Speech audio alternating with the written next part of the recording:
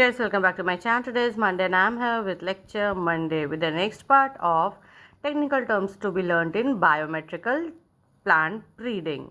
So we were doing the chapter of experimental design. So experiment क्या होता है?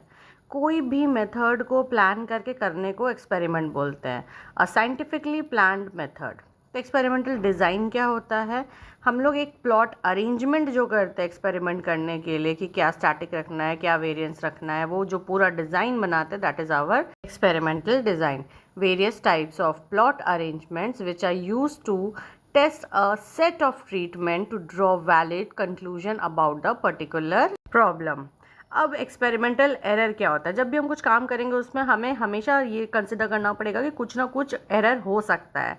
तो ड्यूरिंग एन एक्सपेरिमेंट जो अनकंट्रोल या इन्वायरमेंटल फैक्टर की वजह से एरर होता है उसे हम एक्सपेरिमेंटल एरर बोलते हैं। Next is experimental unit, the group of material to which a treatment is applied in a single trial of the experiment.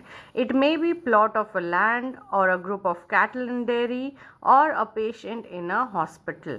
तो एक पर्टिकुलर मतलब वन यूनिट को हम बेसिकली एक्सपेरिमेंटल यूनिट बोल रहे हैं, कहीं एक जगह जहाँ सेम ट्रीटमेंट दे रहे हैं उसको। अब जैसा कि हम पहले भी देख चुके डिफरेंट टाइप्स ऑफ टेस्ट होता है, तो एफ टेस्ट क्या होता है? A test of significance that is use to compare the differences among several means. अलग अलग मीन के बीच में जो डिफरेंसेस को कंपेयर करते हैं, that test is known as F test. अब एफ टेस्ट में ही होता है एक एफ वैल्यू। एफ वैल्यू क्या होता है? Ratio of the treatment variance to the error variance.